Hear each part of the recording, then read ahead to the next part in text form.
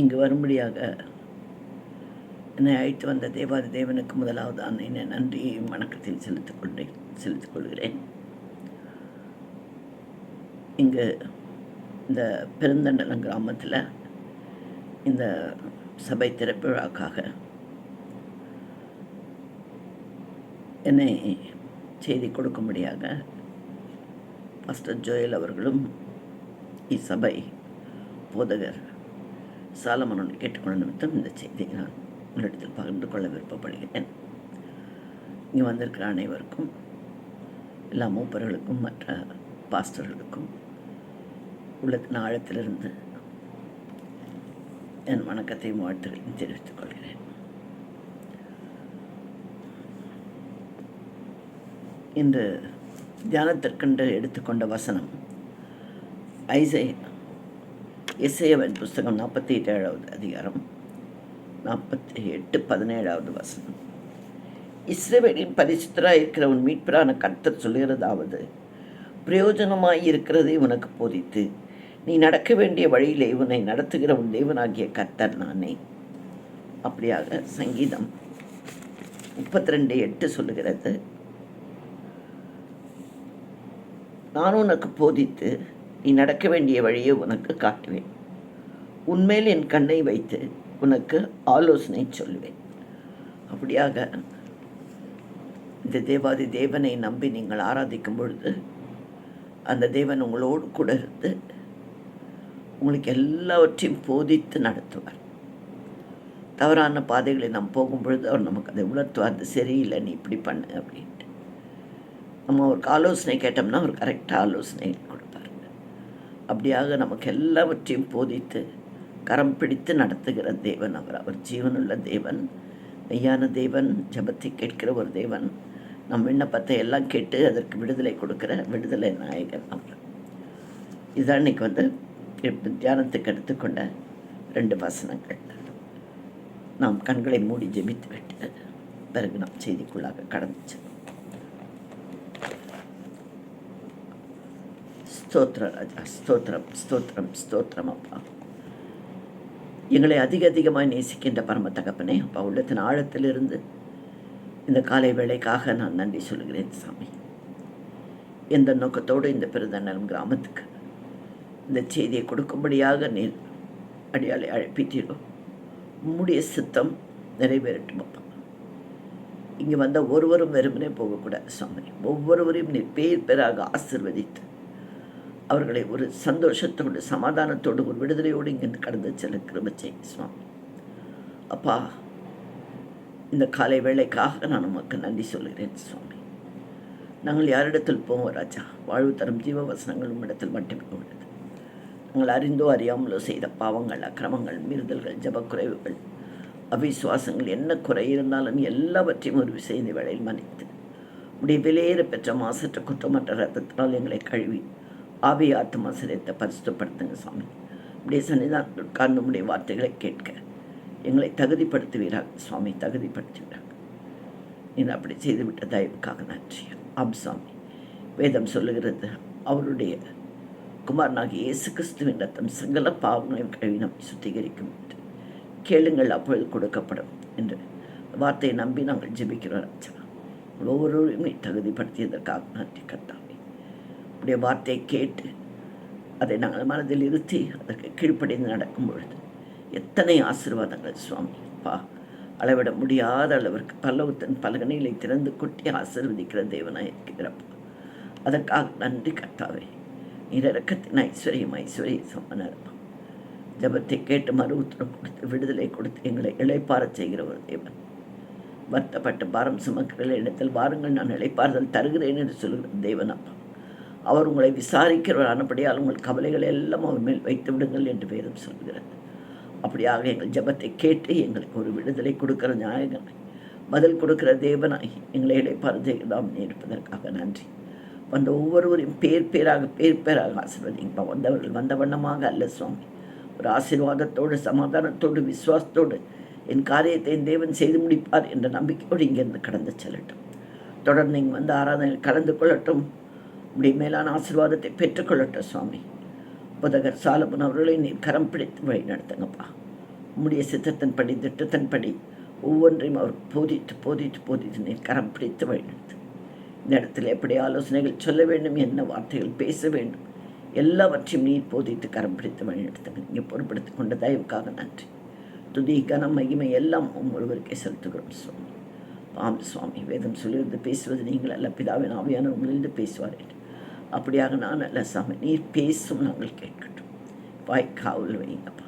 வார்த்தைகள் ஒன்றும் வேண்டாம்ப்பா, நீர் பேசும், நீர் பேசும் நாங்கள் ஒவ்வொருவரும் கேட்கட்டும். நீர் பொறுப்படுத்திக் கொண்ட தயவுக்காக நன்றி. துதி கன மகிமை எல்லாம் ஒருவருக்கே செலுத்துகிறோம். இயேசுவின் நாமத்தில் ஜெபம் கேளும் பிதாவே. ஆமென் ஆமென் ஆமென். ஸ்தோத்திரம் ஸ்தோத்திரம் ஸ்தோத்திரம். ஹல்லேலூயா ஹல்லேலூயா ஹல்லேலூயா. தேவனுக்கே மகிமை உண்டாவதாக. இந்த தியானத்திற்கு என்று எடுத்துக்கொண்ட வார்த்தை நாம் வாசிக்க கேட்டோம். தியானத்திற்கு எடுத்துக்கொண்ட வார்த்தைகள் அந்த வசனத்திற்கு ஏற்ப ஆதியாகமம் புஸ்தகம் 37வது அதிகாரம் 3 முதல் 11 முடிய.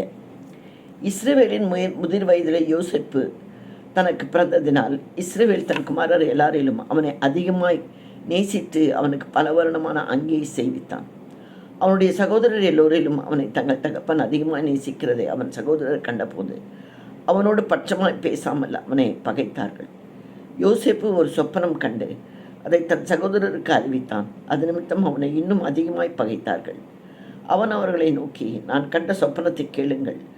நாம் வயலில் அறுத்த அரிகளை கட்டி கொண்டிருந்தோம். அப்பொழுது என்னுடைய அரிக்கட்டு நிமிர்ந்திருந்தது, உங்கள் அரிக்கட்டுகள் என்னை அரிக்கட்டை சுற்றி வணங்கி நின்றது என்றான். அப்பொழுது அவன் சகோதரர் அவனை பார்த்து, நீ எங்கள் மேல் துரைத்தனம் பண்ணுவாயோ, நீ எங்களை ஆளப்போகிறாயோ என்று சொல்லி அவனை அவன் சொப்பனங்களின் நிமித்தமும் அவன் வார்த்தைகளின் நிமித்தமும் இன்னும் அதிகமாய் பகைத்தார்கள். அவன் வேறொரு சொப்பனம் கண்டு தன் சகோதரரை நோக்கி, நான் இன்னும் ஒரு சொப்பனத்தை கண்டேன். சூரியனும் சந்திரனும் 11 நட்சத்திரங்களும் என்னை வணங்கினது என்றான். இதை அவன் தன் தகப்பனுக்கும் தன் சகோதரருக்கும் சொன்னபோது அவன் தகப்பன் அவனை பார்த்து, நீ கண்ட இந்த சொப்பனம் என்ன? நானும் உன் தாயாரும் உன் சகோதரரும் தலை மட்டும் குனிந்து உன்னை வணங்க வருவோமோ என்று அவனை கடிந்து கொண்டார்கள். அவன் சகோதரர் அவன் மேல் பொறாமை கொண்டார்கள். அவன் தகப்பனோ அவன் சொன்னதை மனதிலே வைத்துக் கொண்டான் என்பதே. தேவனுடைய வார்த்தை கேட்டோம். யோசேப்பு என்று ஒரு நபர் இருந்தார். அவருக்கு பிள்ளைகள் இருந்தார்கள். 10 பிள்ளைங்க இருந்தாங்க முதல் மனைவிக்கு. அப்புறம் ராகால் என்ற பெண்ணை அவர் மிகவும் நேசித்து தன்னுடைய முதிர் வயதில் கல்யாணம் செய்து கொண்டாள். திருமணம் செய்து கொண்ட முதிர் வயதில் அவருக்கு கொஞ்சம் ரொம்ப நாள் பொறுத்து அந்த குழந்தை பிறந்தது.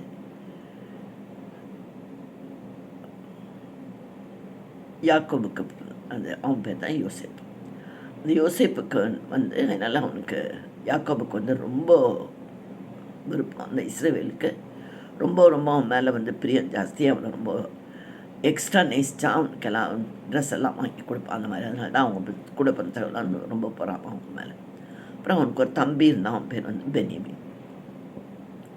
மொத்தம் 12 பேர் அந்த குடும்பத்தில், ஒரு தகப்பன் பிள்ளைகள். ஸோ இவனை ஒருத்தனை போயிட்டு அந்த 11 நட்சத்திரங்கள் அவனை சேவித்தது அவன் சொல்லுவான் அந்த கனவுல. அப்போ ஒரு நாள் ஆச்சுன்னா அந்த எபிரோன் பள்ளத்தாக்கில் அவங்க இருந்தாங்க.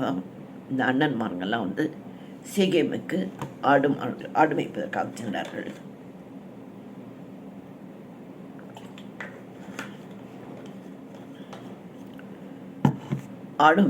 ஆடுகளை கொண்டு சென்று மேய்க்கிறதற்காக போயிருந்தாங்க அந்த சீகோன்ற இடத்துக்கு. அப்போ அவங்க அப்பா அவனை கூப்பிட்டு அவனுக்கு சொல்கிறாரு, தம்பி இந்த மாதிரி அண்ணன்கள்லாம் அங்கே போயிருக்காங்க, நீ போய் அங்கே பாரு, அவங்கெல்லாம் நல்லா இருக்காங்களா, ஆடுங்கள்லாம் நல்லா இருக்கா, நல்லா குழுக்குழாக இருக்கா, எல்லாம் அங்கே நல்லா புல்லெல்லாம் ஆகாரம்லாம் அதுங்களுக்கு நல்லா கிடைக்குதா, இவங்கெல்லாம் எப்படி இருக்காங்க, ரொம்ப நாள் ஆச்சு போய் நீ போய் ஒரு நட பார்த்துட்டு வான்னு சொல்லிவிட்டு அவங்க அப்பா அவனை அனுப்பிக்கிறாரு. அப்போ அவங்க கிளம்பி போகிறான். அங்கே போகிற வழியில் யாரையும் காணும். அப்போ அங்கே வழியில் ஒரு நடுப்புறக்கு ஒரு மேய்ப்பர்கள் இருந்தாங்க. அவங்கக்கிட்ட கேட்டப்போ அவங்க தோத்தானுக்கு போகிறதா பேசிகிட்டு இருந்தாங்கன்னு சொல்லுவாங்க. அப்போ சரி நம்ம அங்கே போய் பார்க்கலாம் அப்படின்னு சொல்லிட்டு அவங்க அந்த பக்கமாக போய் பார்ப்பான். பார்த்தா அவங்க அண்ணன்கள்லாம் அங்கே இருப்பாங்க. அங்கே தூரத்துலேருந்து பார்த்துட்டு போயிருக்கான். அப்போ அந்த தூரத்தில் அவங்க அண்ணன்கள்லாம் பேசிக்குவாங்க. டேய் சொப்பனக்காரன் வரான், அவன் தான் அப்பாவுக்கு ரொம்ப ஸ்பெஷலு, அவன் இப்போ இங்கே வந்திருக்கான், அவனை நம்ம இங்கே சாவடிச்சுட்டு அவன் ட்ரெஸ்ஸை ஒரு ஆடு ரத்தத்தில் தோச்சி எடுத்துன்னு போய் அப்பா கிட்ட காட்ட அவன் செத்து போயிட்டான்னு சொல்லிடலான்னு சொல்லிட்டு அவங்க பிளான் பண்ணோம் அந்த ரத்தத்தை துவச்சி எடுத்துமே கொடுத்துடலான்ட்டு. அப்போது அவனுடைய ரூபன்ன்ற ஒரு சகோதரன் சொல்லுவான், வேணாம் அவன் ரத்தப்பழி எதுக்கு நம்ம மேலே, இந்த குழியில் போட்டுட்டு போயிடலாம் அவனை. அங்கே ஒரு குழி இருக்கும், தண்ணியெல்லாம் வரும் குழி ஆழமாக, அந்த குழியில் போட்டுடலாம். அவன் அப்புறம் எப்படியோ நம்ம எப்படி தப்பிச்சு வந்தோம்னா நான் புழைச்சிக்கிறானா எங்கன்னா போட்டான் நான் விட்டுறலாம், அங்கேயே அவன் செத்து போட சாப்பாடு தண்ணிலாம் இல்லாமன்னு சொல்கிறான். அப்போ சரி அப்படி பேசி நம்ம பார்த்தா அந்த பக்கமாக வந்து கொஞ்சம் வியாபாரிகள்லாம் ஒட்டகத்து மேலே வந்து இருப்பாங்க. அவங்க ஒரு இடத்துலேருந்து ஒரு இடத்துக்கு அந்த இஸ்ரேல் மக்கள் கூட்டமாக அங்கேருந்து எகிப்துக்கு போய் கண்டவர்ணம் பிசிந்தையெல்லாம் வெள்ளைப்பழம் இதெல்லாம் எடுத்துக்கின்னு ஒட்டகத்து மேலே வந்து நின்னாங்க. அப்போது அந்த யூதான்ற இன்னொரு சகோதரர் சொல்லுவாங்க, எதுக்கு அவனை குழியில் போடுறது, நம்மளுக்கு எதுக்கு அந்த பாவம், அவன் செத்து போனான்னா அந்த பிரதபை நம்ம மேலே தான் வரும், அந்த இஸ்மவேல் இருக்கும் தான் நம்ம விற்று போட்டுடலாம், நம்மளுக்கு காசு கிடைக்கும்னு சொல்லிட்டு அந்த குழியில் தான் அவனை தூக்கி அந்த இஸ்மவேலருக்கு வந்து விற்று போட்டுருப்பாங்க. 20 வெள்ளிக்காசுக்கு அவனை விற்றுருவாங்க. விற்றுட்டு அவன் வந்து அவங்களோட அவன் இட்டுன்னு போயிடுவான். அந்த இஸ்மவேல் அங்கேருந்து ஒட்டகத்து மேலே அந்த பையனையும் அடிமையாக அங்கேருந்து இட்டுன்னு போயிடுவாங்க. வாங்கிட்டு அவனை விலை கொடுத்து வாங்கிட்டு அவன் ட்ரெஸ்ஸை மாத்திரம் இவங்க கைட்டி அதை ஒரு ஆட்டை அடித்து அந்த ரத்தத்தில் துவச்சி அவங்க அப்பா கிட்ட எடுத்து போய் அவன் செத்து போயிட்டான், அவன் யாரோ அங்கே ஏதோ அனிமல் ஏதோ அடிச்சிடுச்சு அவனை அப்படின்னு சொல்லிவிட்டு அவன் ரொம்ப அழுது ரொம்ப நாள் அவன் ரொம்ப கவலை. ஏன்னா அவன் ரொம்ப நேசித்த பிள்ளை அவன், அதனால் அவன் ரொம்ப துக்கமாக மாதக்கணக்கில் இருப்பான். அப்படியே அதுலேயே அவன் ரொம்ப வியாதியெல்லாம் பட்டு ரொம்ப பலகீனம் அடைஞ்சிட்டான் அவங்க அப்பா, அந்த அளவுக்கு பிரச்சனை ஆகிடுச்சு. அதுக்கப்புறம் இவன் வந்து அங்கே எகிப்துக்கு அவனை வந்து எடுத்துன்னு போயிட்டாங்க, அந்த இஸ்மவேலர் வந்து எடுத்துன்னு போயிட்டாங்க. அங்கே வந்து பார்வோனுடைய பிரதானி ஒருத்தன் போத்திபார்னு இருக்கான், அவன் கையில் இட்டு போய் இவன் வந்து அவனை விட்டுட்டான். அவங்ககிட்ட எடுத்து போய் அவங்ககிட்ட போய் அவன் விற்று போட்டான். அவன் வாங்கின்னு அவங்க வீட்டில் வந்தாங்க அடிமையாக வச்சுருந்தான். அவன் நல்லா அழகாக இருப்பான், ரொம்ப சௌந்தரியம் உள்ளவனாக இருப்பான், ரொம்ப ஞானம் உள்ளவன். அப்புறம் அவன் எந்த வேலை பண்ணாலும் கரெக்டாக பண்ணிவிடுவான். அப்புறம் அது சரியாகவும் பண்ணிவிடுவான், நல்லாவும் பண்ணிவிடுவான். அதில் ஒரு தப்பை யாரும் சொல்ல முடியாது. அந்த அளவுக்கு அவன் ரொம்ப ஒரு நல்ல பையன் அவன். ஸோ அவன் இந்த ராஜாவுக்கு வந்து அந்த அந்த அதிகாரிக்கு வந்து அவனை ரொம்ப பிடிக்கும். ஒரு வேலையை அவன் கொடுக்க அவனுக்கு ரொம்ப நாளாக என்னெல்லாம் தடையாக அந்த காரியங்கள்லாம் நடக்க தொடங்கும். அவன் எந்த காரியத்தை கையிட்டு செய்தாலும் அவன் வந்த பிற்பாடு எல்லாம் வந்து நல்ல லாபமாக அவன் அதிர்ஷ்டமாக இருக்கும் அவனுக்கு. அதனால் அவனுக்கு ஆசீர்வாதமாக இருக்கும். அதனால் அவனுக்கு வந்து அந்த பையனை ரொம்ப பிடிச்சிச்சு. அதனால் அவங்ககிட்ட அவங்க வீட்டில் இருக்க எல்லா காரியத்தை அவங்ககிட்ட ஒப்படைச்சிட்டு அவன் வேலையை ராஜா கூட வேலையெல்லாம் அவன் போயிடுவான் அப்படியே. அப்போ அவனுக்கு ஒரு மனைவி இருந்தாங்க அந்த பிரதானிக்கு. அவளுக்கு வந்து இந்த பையன் மேலே இருக்கணும், ஏன்னா அவன் நல்லா அழகாக இருப்பான், நல்லா ஸ்மார்ட்டாக இருப்பான், நல்லா துருன்னு இருப்பான். அவனோட நம்ம அவனை இது பண்ணணும், யூஸ் பண்ணிக்கணும்னு நினச்சின்னு அவனை கூப்பிடும். அவன் சொல்லுவான், அந்த பாரு உன் புருஷன் வந்து என்னை நம்பி இந்த வீட்டையும் இது எல்லா அதிகாரத்தையும் விட்டுட்டு போயிருக்கான், நான் அந்த மாதிரி வேலைலாம் பண்ண மாட்டேன், தேவனுக்குடைய பார்வையில் அது ரொம்ப தப்பான காரியம்னு சொல்லிவிட்டு அவன் ஓடி போயிடுவான், தப்பிச்சிக்கினே இருப்பான். ஒரு நாள் திருப்பி ஒரு நாள் வந்து பிடிக்க போனப்போ அவன் துணியை மாத்திரம் அவன் பிடிச்சிக்கோ மேல் துண்டை, அவன் அதை விட்டுட்டு ஓடி போயிடுவான். அவன் ஓடி போயிட்ட உடனே இவன் பார்ப்பான், இந்த துண்டு இப்போ இங்கே இருந்தால் நம்ம மேலே பிரச்சனை ஆகணும். அவங்க வீட்டுக்காரன் வந்து அந்த துண்டை கட்டி அவன் என்னை வந்து இந்த மாதிரி வந்து தப்பு பண்ணவன் நான் என்கிட்ட இது பாருங்க நான் உனக்கு பிடிக்க போனால் அவன் ஓடி போயிட்டான். இப்போ ராஜா யாருக்காகட்டும் அந்த மாதிரி தப்பு பண்ணுறதுக்கு வந்தான்னா கோவம் வரும் இல்லையா, அவனுக்கு அதனால் கோவம் தான் அவனை எடுத்து போய் சிறைச்சாலையில் போட்டுடுவான், ஜெயிலில் போட்டுடுவான். அவன் ஒன்றும் விசாரிக்க மாட்டான், ஒன்றும் பண்ண மாட்டான். அவன் பொண்டாட்டி சொன்னோன்னே கேட்டுட்டுமே ஜெயிலில் போட்டுடுவான். அப்போ ஜெயிலில் அவன் வந்து கர்த்தரோட நான் வந்து ரொம்ப கர்த்தரை நம்பி ரொம்ப ஜெபிச்சின்னு நல்ல காரியத்தை செய்து தப்பெல்லாம் பண்ண மாட்டான், அவனுக்கு எது நல்லதுன்னு படுது அந்த மாதிரி ரொம்ப ஜெபிச்சு எல்லா காரியத்தையும் அந்த மாதிரி கர்த்தருக்கு பயந்து அவன் செய்து கொண்டான். அப்போ அந்த சிறைச்சாலை இருந்த தலைவன் கூட பார்த்தான், இவன் ரொம்ப கரெக்டாக எல்லாத்துல இருக்கான்ட்டுன்னு அவன் என்ன பண்ணுவான், அவங்ககிட்ட அவங்க கீழே இருந்தவங்களெல்லாம் அவங்கக்கிட்ட ஒப்படைச்சிட்டு நீ இவங்களெல்லாம் பார்த்துக்கோ அப்படின்னா அவங்களெல்லாம் பார்த்து விசாரித்து அவங்களுக்கு எல்லாம் வேலை கொடுக்குற வேலையில் அவங்க பண்ணுறாங்களா, அவங்க சரியாக சாப்பிட்றாங்களா, என்ன பண்ணுறாங்க, டைம் வேஸ்ட் பண்ணுறாங்களா, வேறு எதுனா தப்பு வேலை பண்ணால் எல்லாம் வந்து அவன் பார்த்துக்குவான். அவன் அதிகாரியாக அந்த ஜெயிலுக்கு வந்து அந்த அதிகாரி தான் அவன் கை கீழே இவன் அதிகாரியாக நியமிச்சிடுவான். அதனால் இவன் போய் எல்லாரோட பேசி யார் எந்த இடத்துல இருந்து வந்தாங்க, என்ன குற்றத்துக்கு வந்தாங்க, அதனால் இந்த தேசத்தில் இருந்த மக்கள் எல்லாம் அந்த சிறைச்சாலையில் இருக்க தப்பு பண்ணுறவங்க எல்லார் பற்றியும் ஜாதகமே இவன் கையில் இருந்தது, அந்த யோசிப்பு கையில் இருந்தது. ஏன்னா அவன் வந்து அந்த சிறைக்கே வந்து அதிகாரியாக இருந்தான். அப்போ அப்படி இருக்கிறப்ப என்ன ஆகுதுன்னா நடுப்புற வந்து அவன் ராஜாவுடைய பாத்திரக்காரனும் சுயம்பாகி ஒருத்தர் சுயம்பாகியம் தான், அவங்க 2 பேர் வந்து தப்பு ஏதோ பண்ணாங்க. அப்போ அவங்களே தூக்கி வந்து சிறைச்சாலையில் அந்த ராஜா போட்டுடுவோம். யார் நம்ம யோசிப்பு இருந்த சிறைச்சாலையில் அந்த செல்லுலேயே போட்டுடுவாங்க. அப்போ அவங்களும் அங்கேயே இருந்தாங்க. அப்படி இருக்கப்போ ஒரு நாள் என்னாச்சுன்னா, அவங்களுக்கு வந்து அவங்க 2 பேருக்கு வந்து கனவு வந்துச்சு. கனவு வந்தோடனே 2 பேரும் ரொம்ப பயந்து போயிடுவாங்க. பயந்து போயிட்டு ரொம்ப சோகமாக இருப்பாங்க. அதில் அப்போ இவன் பார்த்துட்டு கேட்பான், "என்னத்துக்கு நீங்கள் இன்றைக்கி ரொம்ப டல்லாக இருக்கீங்க, என்னாச்சு?" அப்படின்னு. அப்போ அவங்க சொல்லுவாங்க, "இந்த மாதிரி ஒரு கனவு கண்டோம், எங்களுக்கு ரொம்ப பயமாக இருக்குது. என்ன பண்ணுறதுன்னே தெரியல, நான் ரொம்ப கலக்கமாக இருக்கு எங்களுக்கு." அப்போ இவன் சொல்லுவான், "சரி உங்கள் கனவு தான் என்ன சொல்லுங்கள், என் கூட வந்து ஆண்டவர் என்னோட பேசுவார், நான் அவர்கிட்ட கேட்டு உங்களுக்கு அர்த்தத்தை சொல்கிறேன், அப்படியே நடக்கும்." அப்போ அவன் அந்த கனவை சொல்லுவான். சொன்ன உடனே ஒருத்தனுக்கு சொல்கிறான்னு, 3 நாளில் நீ வந்து இங்கேருந்து விடுதலை போயிட்டு திருப்பி பழையபடியாக பாதபாத்தினக்காரனாக போயிடுவேன். அப்புறம் சுயம்பாகி அவன் கனவு சொன்னான். அவனுக்கு சொல்லுவான், நீங்கள் வந்து நீயும் 3 நாளுக்குள்ளே போயிட்டோன்னா நாங்கள் ராஜா உன்னை வந்து விசாரிச்சுட்டு தூக்கில் போட்டுடுவாருன்னு சொல்லுவான். அந்த கனவுனுடைய அர்த்தம் அதான் வருது அப்படின்னு சொல்லுவான். அதே மாதிரி அவங்க 3 நாள் கழித்து விடுதலை ஆகி போயிடுவாங்க. அப்போ கூட யோசிப்பு சொல்லுவாங்ககிட்ட, "என்னப்பா நீங்கள் அங்கே போயிருக்கப்போ, ஏன்னா பானம் பாத்திரக்காரர் ராஜாவுக்கு கொஞ்சம் க்ளோஸாக இருப்போம், இருக்கிறப்போ கொஞ்சம் ஞாபகம் வச்சுக்கோ, நம்மளை பற்றி கொஞ்சம் சொல்லி என்னை விடுதலை பண்ணுறதுக்கு கொஞ்சம் ஏற்பாடு பண்ணுன்னு சொல்லி அனுப்பான்." ஆனால் அவன் மறந்து போயிடுவான். அவங்க 2 பேரும் போயிடுவாங்க. இதுவாகிட்டு ஒருத்தன் வந்து பானை பாத்திரக்காரன் வேலைக்கு போயிடுவான், ஒருத்தன் வந்து தூக்கலை போட்டு செத்து போயிடுவான். அப்படி ஆயிடுச்சு. அப்புறம் என்ன ஆகுதுன்னா, ஒரு 2 வருஷம் கழியுது. 2 வருஷம் கழிஞ்ச உடனே என்ன ஆகுதுன்னா, அந்த ராஜாவுக்கு ஒரு கனவு வருது.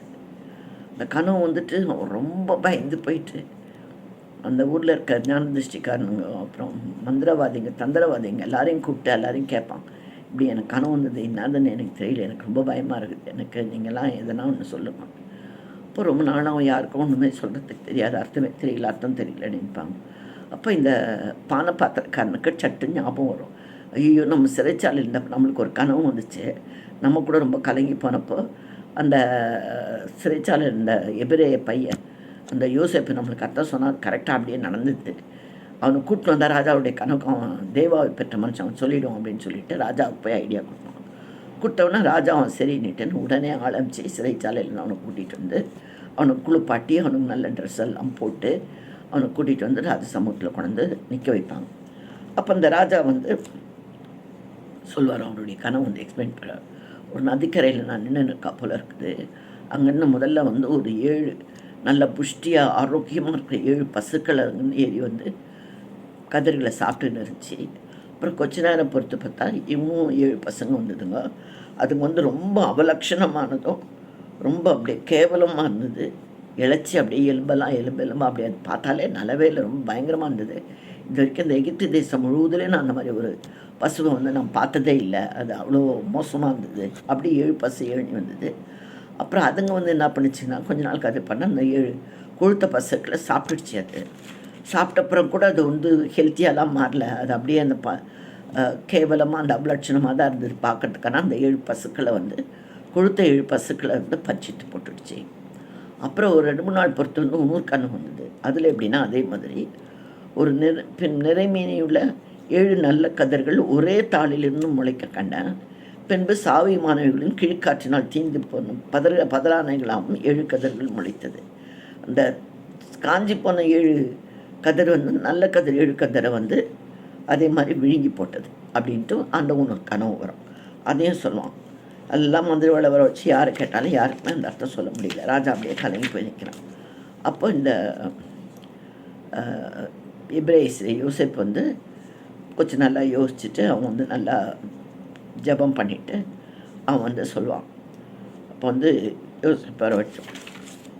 அவன் சொல்லுவான், அப்பொழுது நான் அல்ல, தேவனே பார்வனுக்கு மங்களகரமான ஒரு உத்தரவு அருளி செய்வார்னு சொல்லுவான். அந்த கனவு கேட்டு கொஞ்சம் நேரம் பொறுத்து ப்ரேயர்லாம் பண்ணிட்டு சொல்லுவான்.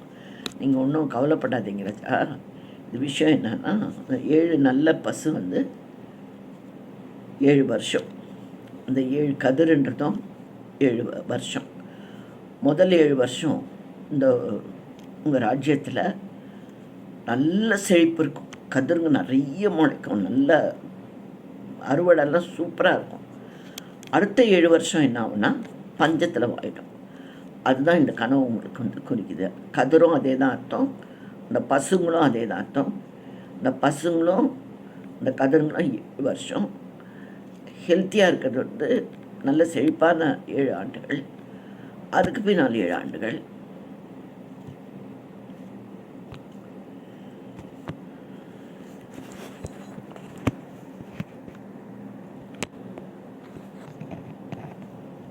ஹலோ,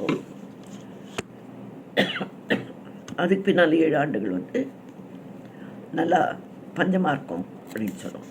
அப்போ அதுக்கு நம்ம என்ன பண்ணுறது அப்படின்னு அந்த ராஜா கேட்பார். அப்போ அதுக்கு அவர் சொல்லுவாங்க, முதல் 7 வருஷத்தில் அந்த விவேகமும் ஞானமுள்ள ஒரு மனுஷனை தேர்ந்தெடுத்து அவனை அதிகாரியை வச்சு இந்த காரியத்தெல்லாம் நீங்கள் பண்ணணும்.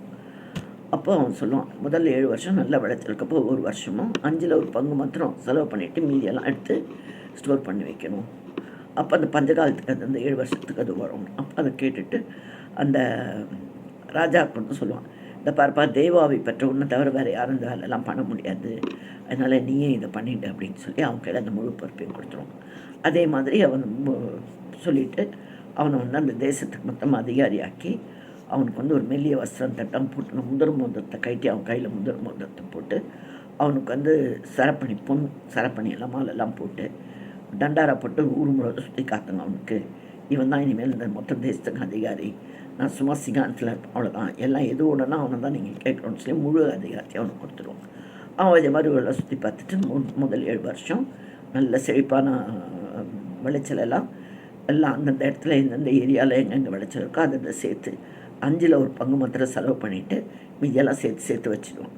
7 வருஷத்துக்கும் 7 பாகங்களை எடுத்து சேவ் பண்ணி வச்சுருவோம். அப்புறம் அடுத்த 7 வருஷம் அதே மாதிரி ரொம்ப பஞ்சம் வருது. முதல்ல அவங்க ஊரில் இருந்தவங்க அதை தரணும், களஞ்சியத்தை தரணும், அவன் வந்து விற்க தொடங்கிட்டான். அதுக்கப்புறம் பார்த்தா சுற்றுமுத்து இருக்கிற இடத்துல இருக்க எல்லா இடங்கள்லேயும் ரொம்ப பஞ்சம் வந்துடுச்சு. பஞ்சம் வந்துட்டோன்னா அவங்களாம் வர இங்கே எகிப்துக்கு வந்து இங்கே ஆகாரம் இருக்கிறத பார்த்துட்டு இங்கே வருவாங்க. அப்போ அந்த எபிரோன் பள்ளத்தாக்கில் கானான் தேசத்தில் இருந்த யாக்கோபு வந்து அந்த யோசேப்புடைய அப்பா, அவன் வந்து கேள்விப்படுறான் அங்கே எகிப்தில் வந்து ஆகாரம் இருக்குதுன்னு கேள்விப்பட்டு அவங்க பசங்களை அனுப்பிச்சு நீங்கள் அங்கே போய் அதை வாங்கின்னு வாங்க அப்படின்னு சொல்லிட்டு அனுப்போம், காசு கொடுத்து அனுப்போம். அப்போ அவன் பெனியமின் அவன் யோசேப்பினுடைய தம்பியை மாத்திரம் அவனுக்கு துணைக்கு அங்கே வச்சுக்கின்னு மீதி 10 பேரையும் அவங்க வந்து அமுச்சு விடுவான். 10 பேரும் அந்த தேசத்துக்கு போவாங்க. போய் அங்கே போன உடனே இவங்கிட்ட போய் தலை வணங்கி அவனை சஷ்டாங்கம் ரெண்டு வணங்கி இந்த மாதிரி எங்களுக்கு ஆகாரம் இல்லை, ஆகாரம் கொள்றதுக்காக நாங்கள் எகிப்துக்கு வந்தோம், கானான் தேசத்துலேருந்து வந்திருக்கோன்னு சொன்னால் அவங்கள பார்த்த உடனே யோசேப்பு வந்து அடையாளம் கண்டுக்கிறான், நம்ம சகோதரர்கள் தான், அவங்க பிரதர்ஸ் தான்ட்டு. ஆனால் அவன் கண்டுக்க மாட்டான். அப்போ உங்களை பார்த்தா வேவுக்காரர் மாதிரி இருக்குது, நான் எப்படி நம்புறது? நான் இல்லை நாங்கள் அப்படியெல்லாம் இல்லை, நாங்கள் இந்த மாதிரி தானியம் வாங்கி போட்டுக்கு தான் வந்தோம், நாங்கள் கானான் தேசத்துலேருந்து.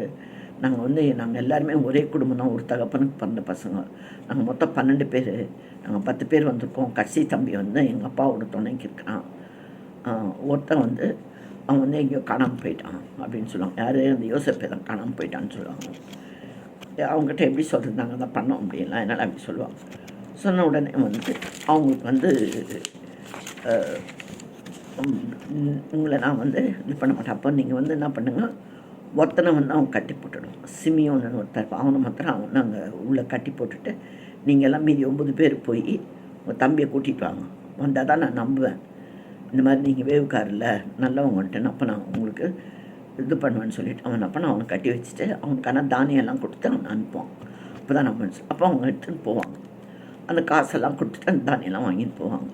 போயிட்டு கொஞ்சம் தூரம் போயிட்டு அந்த அனிமல்ஸ்க்கெல்லாம் பசி எடுக்கும், அதுங்களுக்கு சாப்பாடு போடுற டைம் ஆச்சுன்னு ஒருத்தர் மூட்டையை திறந்து பார்த்தா அதில் காசு இருக்கும், அவங்க கொடுத்த காசு அதுலேயே இருக்கும். ஐயோ இதுனா காசு எப்படியே இருக்குது, சரி நம்ம போயிட்டு அடுத்த பயணம் போகிறப்ப சேர்த்து கொடுத்துடலாம், இது எப்படி வந்ததுன்னே தெரியலன்னு சொல்லிவிட்டு அது கலக்கமாகவே அவங்க போவாங்க. போயிட்டு இதில் நடந்த கதையெல்லாம் அவங்க அப்பா கிட்ட சொல்லுவாங்க. சொல்லிவிட்டு அந்த தானியத்தெல்லாம் அவங்க கொடுப்பாங்க. அது கொஞ்சம் நாள் அதெல்லாம் செலவாகிடும். அத்தனை பேர் அவங்க குடும்பம் பெருசு இல்லையா, அதை திருப்பி போய் வாங்கின்னு வாங்கணும். அப்போ அவங்க சொல்லுவான், இல்லை நீங்கள் பெனியமின் அமிச்சா நாங்கள் போவோம், பெனியமின் எல்லாம் நாங்கள் அங்கே பண்ணால் எங்களெல்லாம் பிடிச்சி ஜெயிலில் போட்டுடுவான், அப்படி அரெஸ்ட் பண்ணிடுவான் சிமியனோட சேர்த்து. அப்போ அவங்க சொல்லுவாங்க, இல்லை வேணாம் நீங்கள் போங்க, ஆனால் ஆண்டவர் தான் கிருபை செஞ்சு அவன் வந்து திருப்பி கொண்டான், அவன் வரலன்னா நான் உயிரோடவே இருக்க மாட்டேன், நான் முதலே இவன் யோசேப்பை வர எங்கேயோ இப்போ செத்து போயிட்டான்ட்டிங்க, நான் இவனையும் போயிட்டா எனக்கு முடியாது, நான் அந்த துக்கத்தோடு நிறைய முடியாது, நான் குழியில் இறங்க வேண்டியதாக இருக்கும் அப்படின்னு சொல்லிவிட்டு அவன் சொல்லுவான். சொல்லிவிட்டு அப்புறம் அவன் சொல்லுவான், சரி நீங்கள் இங்கேருந்து நம்மக்கிட்ட இருக்கிற நம்ம தேசத்தில் இருக்க நல்ல இது வஸ்துகளெல்லாம் வெந்த வஸ்துகளெல்லாம் சொல்லுவான் அவன். இந்த மாதிரி அந்த தேன், அதுக்கப்புறம் அந்த பாதாம் கொட்டை, அந்த மாதிரி சங்கதிங்கெல்லாம் எடுத்துன்னு வெள்ளை புடச்செண்டு அதெல்லாம் கொடுத்து நீங்கள் அதையும் எடுத்துன்னு போங்க, போய் அவனை பார்த்து இதெல்லாம் கொடுத்துட்டு அப்படியே பெனியமினை கற்றுட்டு அதெல்லாம் எடுத்துன்னு வந்துடுங்க அப்படின்னு சொல்லிட்டு தானியத்தை வாங்கின்னு போவான். அப்போ திருப்பி அவன் இவனோட பென்னியமீன் வந்துட்ட உடனே அவனை பார்த்துட்ட உடனே அவனுக்கு ரொம்ப சந்தோஷம் ஆகிடும். அழையாக வரும், துக்கமாக அழையாக வரும். அந்த காட்டிக்கூடாதுன்னு அப்படியே உள்ளே போய் கண்ணெல்லாம் தொடச்சி நாங்கள் முன்னெல்லாம் கை திருப்பி வந்து சொல்லுவோம். சரி அப்படின்னு சொல்லிவிட்டு அவன் விசாரணைக்காரனை கூப்பிட்டு அவன் கீழே வேலை பண்ணுறான் அசிஸ்டண்ட்டை கூப்பிட்டு இவங்களெல்லாம் கூட்டின்னு எங்கள் வீட்டுக்கு கூட்டிகிட்டு போ, அங்கே போய் அவங்களுக்கெல்லாம் நல்ல சாப்பாடு தயார் பண்ணேன். அப்போ அவங்களுக்கெல்லாம் அங்கே நல்ல சாப்பாடு தயார் பண்ணி இது பண்ணி அங்கே இருப்பாங்க. அவங்களுக்கு ஒரே பயமாக இருக்கும், என்னடா அது இங்கே வந்தோம் நம்ம வந்து வீட்டுக்கு இங்கே நம்மளை என்ன பண்ண போகிறான்னு தெரியலையே அப்படின்னு சொல்லிட்டு என்ன அவங்க கொண்டு வந்த காணிக்கையெல்லாம் வச்சு அவங்க ரெடியாக இருப்பாங்க அங்கே. அப்போது அவன் வருவான், யோசிப்பா வேலையெல்லாம் முடிச்சுட்டு அவன் வருவான். வந்தவுடனே சொல்லுவான், இதெல்லாம் நாங்கள் கொண்டு வந்திருக்கோம் உங்களுக்கு காணிக்கை, அதெல்லாம் நீங்கள் வாங்கிக்கோன்னு அதெல்லாம் கொடுப்பாங்க. கொடுத்தோடனே சரி நான் வாங்கினோம். அப்புறம் சொல்லுவாங்க, நாங்கள் போனப்போ எங்கள் காசெல்லாம் இருந்தது, எங்களுக்கு என்ன பண்ணுறதுன்னு தெரியல. சரி சரி நீங்கள் முதல்ல எல்லோரும் சாப்பிடுங்கன்னு அந்த ஆர்டரில் அவங்க பிறந்த ஆர்டரில் கரெக்டாக சொல்லுவான், நீ ஃபஸ்ட் உட்காந்து செகண்ட் உட்காந்து எடுக்கணும். அவனுக்கு அப்படியே ஆச்சரியமாக இருக்கும் அவங்களுக்கெல்லாம், நம்ம பிறந்த ஆர்டர் அண்ணன்லேருந்து தம்பி வரைக்கும் எப்படி இவனுக்கு கரெக்டாக தெரியுது அப்படின்னு சொல்லிட்டு. அப்புறம் அவங்கெல்லாம் வந்துடுவாங்க, சாப்பிடுவாங்க, எல்லாம் ஆகிட்டோன்னா என்ன பண்ணுவாங்க, திருப்பி அவன் அசிஸ்டண்ட் விசாரணைக்காரனை கூப்பிட்டு இவங்க இல்லை எவ்வளோ மேக்ஸிமம் போட முடியுமோ அவ்வளோ எல்லாம் ஒரு கோடியிலையோ ருப்பி சாக்கிலையோ ருப்பி அவங்க குழந்த காசு குட்டை காசு எல்லாத்தையும் அதிலே போட்டு அப்புறம் அந்த பெனிமீனுக்கு சாக்கில் மாத்திரம் அவன் கடைசி அவன் தம்பி காதில் மாத்திரம் அவன் சாப்பிட்ற வெள்ளி பாத்திரம் அந்த பானை பாத்திரம் பிடிக்கிறது அந்த பாத்திரத்தையும் அதில் வச்சு கட்டி அமைச்சிது அப்படின்னு சொல்லுவான். சரி அவங்களாம் கட்டி எடுத்துகிட்டு போயிடுவாங்க. போயிட்டு கொஞ்ச நேரம் போன உடனே கொஞ்சம் நான் ரொம்ப நேரம் ஆன பாடை இவன் திருப்பி அனுப்புவான், அந்த ஆள் அனுப்புவான். நீங்கள் போய் பின்னால் போய் அவனை எல்லோரும் செக் பண்ணுங்க, நீங்கள் என்ன இந்த மாதிரி நாங்கள் நன்மை செய்ததுக்கு எங்களுக்கு தீமை செய்தது என்ன, என் பானை பாத்திரத்தை எடுத்துன்னு போயிட்டு அதாவது தலைவனுடைய அதிகாரினுடைய பானை பாத்திரத்தை எடுத்துன்னு வந்துட்டீங்க, நீங்கள் திருடிட்டு வந்துட்டீங்க. ஐயோ நாங்கள் அப்படியெல்லாம் வரல, நீங்கள் ஒன்றா செக் பண்ணிக்கோங்க எங்கள் பேக்கெல்லாம் எந்த பேக்கில் இருந்தோ அவங்கள கொலையே பண்ணிடலாம், நம்ம ஒன்றும் பிரச்சனை இல்லை, நாங்கள் மீதியெல்லாம் நாங்கள் உங்களுக்கு அடிமையாக வந்து நாங்கள் வேலை பண்ணுறோம், ஏன்னா அவங்களுக்கு நாங்கள் அவங்க எடுத்துகிட்டு வரலன்றது அவங்களுக்கு நல்லா தெரியும். அதனால் அவங்க அப்படி சொல்லுவாங்க. சொன்னோன்னா ஒருத்தர் தான் அந்த அசிஸ்டண்ட் வந்து தந்து பார்ப்பான். பார்த்தா கடைசியில் பெனிமீன் இதில் பார்த்தோன்னா அவங்களுக்கு ஒரே ஷாக் ஆகிடும். ஐயோ இது எப்படி வந்துச்சுன்னு தெரியல, எங்களுக்கு இது இப்படி ஆயிடுச்சு, சரி நாங்கள் ராஜா கிட்ட திருப்பி வந்து நாங்கள் சொல்கிறோன்னு சொல்லிட்டு திருப்பி எல்லோரும் திருப்பி ராஜா கிட்ட வருவாங்க.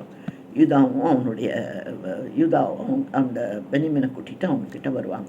வந்தவங்ககிட்ட சொல்லுவான், நாங்கள் ஒன்றுமே பண்ணல, இது எப்படி எங்களுக்கு வந்துச்சுன்னே தெரியாது அப்படின்னு சொன்ன உடனே அப்புறம் வந்து அப்போ வந்து அவன் சொல்லுவான். அப்போ தான் சொல்லுவான், பெனிமீனுக்கு அப்படியே கட்டி பிடிச்சிக்கின்னு அந்த அவங்க வேலைக்காரனை வெளியில் அமைச்சிட்டு ஒரு அவங்க பிரதர்ஸ் எல்லாம் அங்கே இருப்பாங்க. பென்னியமீன் தம்பியை கட்டி பிடிச்சி நினச்சி அவன் அழுவான். நான் யாருன்னு தெரியல அவங்களுக்கு, நான் தான் யோசிப்பு, நீங்கள்லாம் என்னை வந்து எப்படி அமுச்சு விட்டீங்க அங்கேருந்து, ஆண்டவர் வந்து இந்த ஆகாரத்தை ரெடி பண்ண முடியாது, என்னை வந்து இங்கே அமைச்சிருக்கிறாரு, அதனால் நீங்கள் இதை பற்றி ஒன்று வந்து கவலைப்பட தேவையில்லை, இது ஆண்டவருடைய ஏற்பாடு, அதனால் நம்ம அதை பற்றி நம்ம வந்து கலங்க தேவையில்லை, அதனால் நான் வந்து இங்கே ஆகாரத்தை ரெடி பண்ணுறதுக்காக தான் ஆண்டவர் வந்து என்னை வந்து உங்களுக்கு முன்னால் அமுச்சு வச்சுருக்கிறாரு அப்படின்னு சொல்லிட்டு அவன் சொல்லுவான். அவன் சொல்லிவிட்டு நீங்கள் போய் இப்போது அப்பா எப்படி இருக்காரு, அப்பா நல்லா இருக்காரா உயிரோடு இருக்காரா, நல்லா இருக்காரா உயிரோடு தான் இருக்காரு, சரி அவரை கூட்டின்னு உங்கள் பொண்டாட்டிங்க சாமானுங்க இன்னும் எல்லா இன்னும் அங்கே இருக்கிற ஆடு மாடு ஒட்டகம் என்னென்ன இருக்குதோ எல்லாத்தையும் எடுத்துன்னு சீக்கிரம் வந்துட்டு பெரிய பெரிய வண்டியெல்லாம் அவங்க கூட கொடுத்து இதெல்லாம் கொடுத்து அவன் அனுப்புவான். போய் அவங்க அதெல்லாம் கூட்டிகிட்டு வருவாங்க. வந்து இங்கே எல்லோரும் சேர்ந்து அந்த இடத்துல தங்கி இருப்பாங்க. இதுக்கு இந்த ஒரு அதுலேருந்து ஒரு கதையை நான் உங்களுக்கு எக்ஸ்பிளைன் பண்ணேன்னு சொன்னால், ஆண்டவர் வந்து உங்களுக்கு பிரயோஜனமானதை பொதிச்சு நீங்கள் எப்படி போகணும், என்ன செய்யணும், என்ன செய்யக்கூடாது எல்லாம் ஆண்டவர் போதிப்பார். ஆனால் நம்ம என்ன பண்ணோம், ஆண்டவர்கிட்ட கேட்டு கேட்டு கேட்டு பண்ணோம். கேளுங்கள் அப்பொழுது கொடுக்கப்படும். கேட்டு கேட்டு பண்ணப்போ அவர் எல்லாத்தையும் நம்மளுக்கு வந்து சொல்லிக் கொடுப்பார். ஒவ்வொரு காரியத்தையும் எப்படி பண்ணணும், எப்படி பண்ணக்கூடாது, இது நல்லதா கெட்டதா எல்லாம் சொல்லி சொல்லி சொல்லி நம்மளை அழகாக கரம் பிடிச்சு நடத்துவார். அதனால் இந்த தேவனை வந்து நீங்கள் தெரிஞ்சிங்கன்னு, இவர் யார், இவர் எப்படிப்பட்ட தேவன், இவர் எதுக்கு தெய்வம்னு சொல்கிறோம், இவரால் நம்மளுக்கு என்ன நல்ல காரியம் நடக்கும் அப்படின்னு அவரை குறித்து எல்லா நன்மைகள், அவருடைய அதிகாரம், அவருடைய வல்லமை இதெல்லாம் தெரிஞ்சுக்கிட்டிங்கன்னா, அவர் காற்றையும் கடலையும் அதட்டின தேவன். அவர் காற்றை கடலை எரியாதுன்னா அப்படியே கடல் கொந்தளிப்பெல்லாம் நின்று போயிட்டு அப்படியே அந்த படகுல அவங்க நல்லபடியாக வந்து கரை சேருவாங்க. அப்படி நிறைய அதிசயங்கள் அற்புதங்களை அவர் செய்திருக்கிறார். அவர் மாம்சத்தில் பூமியில் இருந்தப்போ நமக்காக வந்து வாழ்ந்து காட்டி அவர் நமக்காக சிலுவையில் மறித்து ரத்தத்தை சிந்தி அவர் மறித்து அடக்கம் செய்யப்பட்ட 3ஆம் நாள் உயிர் தெழுந்து அவர் பரலோகத்துக்கு எடுக்கப்பட்டு தேவனுடைய பிதாவுடைய வலது பாத்தில் உட்காந்து இப்போ நம்ம எடுக்கிற ஜபத்துக்கெல்லாம் மறு உத்தரவு கொடுத்து அவர் வாங்கி கொடுத்துருக்காரு. அதனால் அப்பேற்பட்ட தேவன் அவர். அதனால் நீங்கள் எல்லாம் வந்து இந்த தேவனை நம்பி அவரை ஏற்றுக்கொண்டு அவரை ஆராதித்தால் உங்கள் வாழ்க்கை உங்கள் வாழ்க்கை ரொம்ப செழிப்பாயிடும்.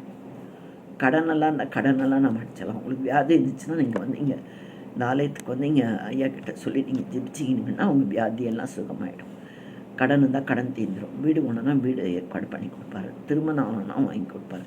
பிள்ளைங்களை பற்றி கவலைனா உங்கள் பிள்ளைகளெல்லாம் கத்தால் புதைக்கப்பட்டிருப்பால் பிள்ளையின் சமாதானம் பெரிதாக இருக்கும்னு கடவுள் அந்த பிள்ளைகளை பொறுப்பெடுத்து நடத்துவார். அவங்கெல்லாம் மாறிடுவாங்க. அப்படி இந்த மாதிரி எந்த சங்கதி இருந்தாலும் சரி, பிறந்ததுலேருந்து மறிக்கிற வரைக்கும் எல்லா வயசுக்கு எல்லா சூழ்நிலைக்கு இந்த சத்திய வேத புத்தகத்தில் எல்லா வார்த்தைகள் வாக்குத்தத்தங்கள் இருக்குது. நம்ம வார்த்தைகள் எவ்வளோ சொன்னால் வேஸ்ட். ஆனால் அந்த வார்த்தையை சொல்லி நம்ம ஜபம் பண்ணோம்னா அந்த வார்த்தையின்படியே அந்த காரியங்கள் நடக்கும். அது வெறுமனே திரும்பி வராது. இப்போ மழை எப்படி பூமியில் புல் வலிச்சிட்டு திருப்பி அது ஆவியாக மேலே போதும், அந்த மாதிரி தேவனுடைய வார்த்தைகளும் அதுக்குரிய கிரியை செய்து விட்டு தான் போகும்.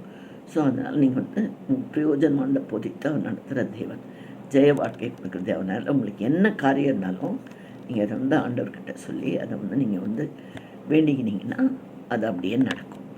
ஒரு நாள் உங்களுக்கு தோல்வி இருக்கவே இருக்காது. எல்லாத்துலேயும் நீங்கள் இந்த உலகத்தில் உபத்திரம் உண்டு, ஆனாலும் திடன் கொள்ளுங்க, நான் ஜெயித்தேன்னு அந்த ஆண்டவர் சொல்கிறார். அப்படியே இந்த ஆண்டவரை ஏற்றுக்குன்னா உங்களுக்கு பிரச்சனையே இருக்காதுல்ல. பிரச்சனை இருக்கும், ஆனால் நம்மளுக்கும் மற்றவங்களுக்கு இந்த தேவன் அறியாதவங்களுக்கும் உள்ள வித்தியாசம் என்னென்னா நம்மளுக்கு அதில் வெற்றி கிடைக்கும், அவங்களுக்கு வெற்றி கிடைக்கும். அவங்க பிரச்சனையில் போய் மாட்டிக்குவாங்க. அப்படியே நம்மளுக்கு அப்படி இல்லை, அதுலேருந்து நம்மளுக்கு விடுதலை கிடைக்கும். அதுதான் வித்தியாசம். ஸோ நீங்கள் எல்லாம் இந்த ஆண்டவர்கிட்ட உங்கள் என்ன பிரச்சனையாக இருந்தாலும், உங்கள் பிரச்சனை என்னன்னு எனக்கு தெரியாது, ஆனால் இந்த பிரச்சனை எதுவாக இருந்தாலும் அதுக்கு இந்த ஆண்டவர் விடுதலை கொடுக்குற தேவன், உங்களை ஆசீர்வதிக்கிற தேவன், உங்களை தப்பி வைக்கிற தேவன். ஸோ நீங்கள் எல்லோரும் இந்த ஆலயத்தில் ஆண்டவரை குறித்து அறிஞ்சிக்கோங்க. அவர்கிட்ட ஜெபம் பண்ணுங்கள். உங்களுக்கு எல்லா வாழ்க்கையில் நன்மை நடக்கும். நம்ம எல்லாம் கண்களை மூடி நம்ம ஜெபிக்கலாமா? இப்போ நான் ஜெபிக்கிற வேலையில் நீங்கள் எல்லோரும் உங்களுக்கு மனசில் என்னென்ன பிரச்சனை இருக்கோ அந்த பிரச்சனையை நீங்கள் மனசில் நினச்சி உங்கள் கையை உயர்த்துங்க. பரலோகத்துக்கு நேராக உங்களுடைய கைகளை உயர்த்துங்க. வேதம் சொல்லுறது, இருவர் ஒருமனப்பட்டு எதை வேண்டிக் கொண்டாலும் பரலோகத்தில் இருக்க பிதாவினால் அது உண்டாகும், இல்லைன்னா கூட அது கிரியேட் பண்ணிடுவார் கடவுள். அப்படி தான் வேதம் சொல்கிறேன். அதனால் உங்களுக்கு என்ன ஒன்றுமோ எல்லோரும் கையை உயர்த்தினா உங்கள் உயர்த்திய கருத்தை கடவுள் பார்க்குறாரு. அதான் உங்களுக்கு விசுவாசம்னா தான் நீங்கள் கேட்கலான்னு கையை உயர்த்துங்க. நீங்கள் உயர்த்தினா அந்த விசுவாசத்தை பார்த்து ஆண்டவர் உங்களுக்கு எல்லாம் பதில் கொடுப்பார். ஏன்னா உங்களுக்காக நான் பாரப்பட்டு ஜெபிக்கிறேன். உங்கள் பிரச்சனை என்னன்னு தெரியாது, ஆனால் உங்கள் பிரச்சனை தீர்ந்து போனோன்னு உங்களுக்காக ஜெபிக்கிறப்போ ஜபத்தை கேட்டு கடவுள் உங்களுக்கு விடுதலை கொடுப்பார். நம்ம ஜபம் செய்யலாமா? எல்லாரும் கண்களை மூடி கரங்களை உயர்த்தி உங்கள் மனசில் என்ன பாரமோ, உங்களுக்கு என்ன பிரச்சனையோடு இங்கே வந்தீங்களோ, வியாதியோ இல்லை பணம் தேவையோ இல்லை கடன் தொல்லையோ இல்லை வீடு வேணுமோ, வீடு கட்டணுமோ, பாதி நின்று என்ன பிரச்சனை, பசங்க படிக்கலையா, ஞானம் தேவையா, கேட்க மாட்டேன், எல்லாம் எதுவாக இருந்தாலும் சரி நீங்கள் வேண்டிக்கலாம். தாராளமாக தைரியமாக வேண்டிக்கலாம். குழந்தை பாக்கியம், திருமணம் நடக்கணும், எதுவாக இருந்தாலும் சரி. சரிங்களா? நம்மெல்லாம் கண்ணை மூடி ஜெபிக்கலாமா? ஆண்டவர் நம்மளுக்கு விடுதலை கொடுப்பார். ஸ்தோத்திரம் ராஜா, ஸ்தோத்திரம் ஸ்தோத்திரம் ஸ்தோத்திரம் அப்பா. உங்களை அதிகமாக நேசிக்கின்ற பரமத்தகப்பனே, உள்ளத்தின் ஆழத்திலிருந்து அந்த வேலைக்காக நன்றி சொல்கிறேன் சுவாமி. அப்பா, இப்பொழுது நாங்கள் பேசிக்கொண்ட காரியங்கள் எல்லாம் நீர் கூர்ந்து கவனித்து கேட்டுக்கொண்டிருந்தீர் ராஜா. அப்பா, நீர் எங்களோடு இடைப்பட்டீர் சுவாமி. நீர் பேசியதற்காக நன்றி அப்பா. எம்மை நோக்கி நாங்கள் பார்க்கும்பொழுது கேட்க பிரயோஜனமானதை போதித்து நாங்கள் நடக்க வேண்டிய பாதை எங்களுக்கு காட்டுகிற தேவனாய் நீர் இருக்கிறீர் சுவாமி. மறு உத்தரவு கொடுக்கிறவராக இருக்கிறேன் அப்பா. ஆம் சுவாமி, நான் உனக்கு போதித்து நீ நடக்க வேண்டிய பாதைகளை உனக்கு காட்டுவேன். என் கண்களை வைத்து உனக்கு ஆலோசனை சொல்லுவேன். என் ஆலோசனை கர்த்தராக யோசனையில் பெரியவராக இருப்பதற்காக நன்றி கர்த்தாவே. அப்பா, அடியாளை மட்டுமே வழிநடத்திய தேவன், இங்கே வந்திருக்கிற ஒவ்வொருவரையும் அந்த அருமை போதகர்களையும் விசேஷமாக சாலமன் அவர்களையும் அப்பா ஜோயல் அவர்களையும் நீங்கள் வழிநடத்துங்க. வந்திருக்க எல்லா மூப்பர்களை எல்லாரையும் ஆசீர்வதிங்கப்பா. யாராருக்கு என்ன பாரம் இருக்குதோ எல்லாவற்றையும் நிவர்த்தி செய்வீராக. மறு உத்தரவு கொடுப்பீராக சாமி. விடுதலை கொடுப்பீராக சாமி. ஆசீர்வதிப்பீராக சுவாமி. யாபேசின் எல்லையை விரிவாக்கிய தேவன் இவர்கள் எல்லைகளை, ஊழியத்தின் எல்லைகளெல்லாம் விரிவாக்குங்கப்பா.